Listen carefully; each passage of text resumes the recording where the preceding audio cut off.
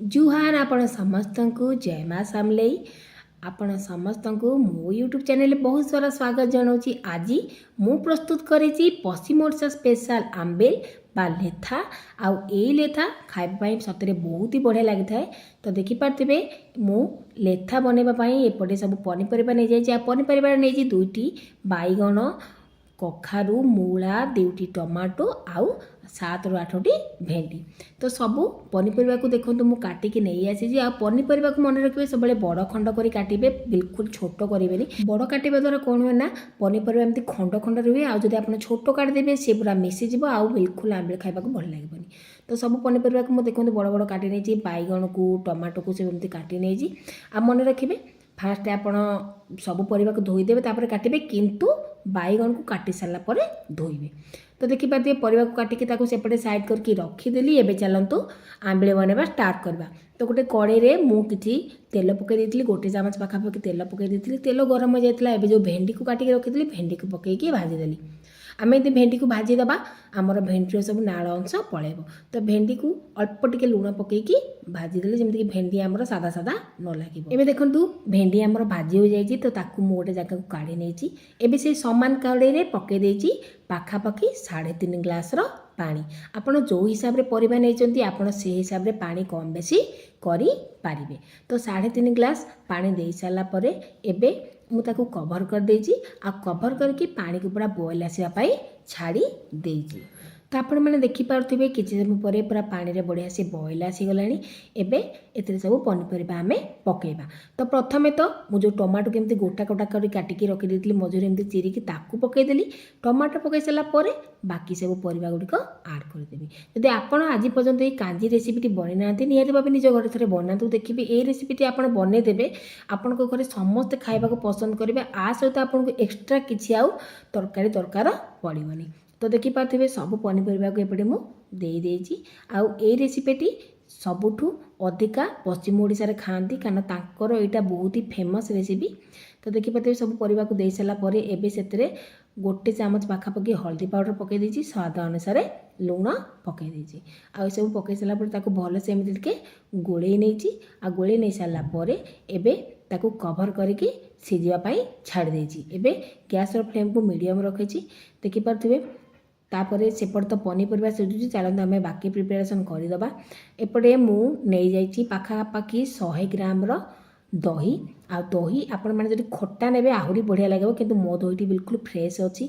आउ दही में पकई देती 2 चामच पाखापाखि बेसन। गोटे बड़ जो आम टेबल स्पून आसे से टेबल स्पून रे 2 चामच बेसन पकई देती। एवं ताकू गोटे हैंड व्हिस्कर एमती पूरा मिसई नहीं। एमती आप हैंड व्हिस्कर मिसेबे जमीक किसी लम्स रही। पूरा दही आ बेसन परस्पर भाव में बढ़िया से मिसीज। देखिपे बढ़िया से गोले नहीं मोर किसी भी लम्स ना से आउ अध ग्लास पाखापाखि पानी देकी मुझे गोलेकी रखीदे। तो देखो एपटे बेसन आउ दही को गोले सारापर साइड करके रखीदेली। एबे चलतु परिवा को कवर काढ़ा। आ परिवार कवर काढ़ी सारापर आपण मानक देखौची पनीपरिया आमर पूरा बढ़िया से पानी पूरा अधा हो गला। आ पनीपरिया सीझी आसला। एबे एई अवस्था मु टमाटो दुईटी को काढ़ी नेबी, कारण टमाटो पूरा भल से सीझी जाइए। टमाटो को काढ़ी सारा पर जो भेंडी को भाजिकी रखी ताकू ता भितर पकईदेली। भेंडी पकई सारा पर ताकू आउ भल से मिसई नेबी। देखिपे मुझे पानी देती पानी क्वांटिटी केते मात्रा रे कमी जाइए। एबे भेंडी पकई सारा पर ताकू भल से गोले सारा पर ताकू 3 ରୁ 4 मिनट कवर करके छाड़देवे। मीडियम फ्लेम रे फुटिया छाड़देवी। तो 4 मिनट पर आपण मैंने देखिपे मु कवर खोलीदेली। आमर पनीपरिया भल से सीझी जाइए। एबे मु गैस फ्लेम को पूरा सीम करदेवी। तापर जो दही आउ बेसन को गोले की रखी ताकू ता भितर पकई दही बेसन को देला बेले सब मन रखिए गैस फ्लेम को लो करेंगे। तो देखो दही बेसन पकई सारा भल से मुझे गोले नेली। आ कवर करके आउ 5 ରୁ 10 मिनट छाड़देली। 5 ରୁ 10 मिनट पर आपण मैंने देखिपे एपटे मोर कांजी बढ़िया से प्रिपेयर हो गलानी। आउ कांजी मोर पूरा बहलिया हो गलानी। से अवस्था मु जो टमाटो को काढ़ी रखीदी से टमाटो भी सब चोपा छोड़देवी। आ टमाटो चोपा छोड़े सारा पर ताकू एमती चकटी नेबी पूरा हाथ में, जमीक टमाटो पूरा बढ़िया से चकटी हो।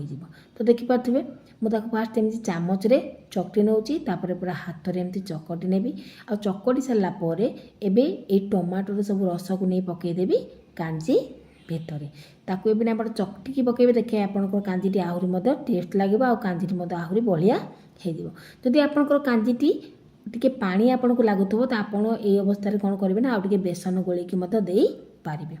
तो देखिबे तो तापरे मु छोटो आंबुल खंडटे पकेइची आ पकई देबी 4टी कंचा लंका ए सब को पकई साला पर देखौची आपण मानकू मोर कांजी पूरा मोटा है माने एमती आपंकर कांजी थी से जो ठंडा हो से आहरी बहलिया हो आपड़ ये क्वांटिटी रखिए आपन को देखौची परिबा मोर पूरा बढ़िया से सीझी जाइए जमी मोर परिबा सीझा कथा सेमती सीझी ना बेसी सीझी ना बेसी परिबा मिसी जाइए एमती खंड खंड परिबा रही जहाँद्वारा कि कांजी आमर खावा को बढ़िया लगे।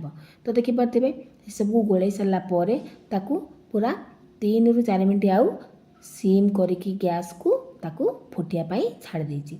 से अवस्था रे मु कोन करछि ना गोटे तड़का पैन नहीं जाइछि आ सेतरे पके देछि 2 चामचर तेल तेल को टिके समय गरम होबा पाई छाड़ देछि आ गोटे चामचर पंचफुटण पके नेछि 2टी सुखिला लंका को पके देछि आउ 5 ରୁ 6 कोला रसुण आ 2टी कंचा लंका केमति छेचिकी पके देछि तापर पके देछि भृसंग पत्र कारण एबे आमे कांजी रे लगेबा तड़का ये सब को लगे सारा पर अल्प टिके भाजी नहीं जमी आम सब जिन गोल्डन ब्राउन कलर हो। तो देखिपे सब जिन गोल्डन ब्राउन कलर हो गला एबे गैस फ्लेम को ऑफ करदेवी आबे तड़का को नहीं सब मु कांजी रे ढाली तड़का लगेला सांगे सांगे आपण एमती गोटे जगह ताको कभर करने कभर लगे कौन हुए ना आमर जो फुटणर बासनाटा सब कांजी भितर पूरा रही जाए। तो देखिपे आपण मैंने कांजी आमर पूरा बनिकी रेडी होगला एबे मु गैस फ्लेम को ऑफ करी आपन को कांजी के पानी लगुथबो किंतु कांजी पूरा ठंडा हो गला परे पूरा बहल हो आपण मानक देखिए ठंडा होला परे आ कांजी रेसिपी जब आपण मानक भल लगे निहाती भाव गोटे लाइक करेंगे शेयर करेंगे आ चैनल जब नुआ अच्छा चैनल को सब्सक्राइब करदेवी। तो सांग मैंने केते सहज देखिपे आमर कांजीटी बनिकी रेडी होगला बहली है आपण मानक देखा देखो कांजी पूरा मोटा हो जाए। तो ये कांजीर रेसिपी आपन सहित देखा गोटे नुआ ब्लॉग सह रोची सांग नमस्कार जय जगन्नाथ।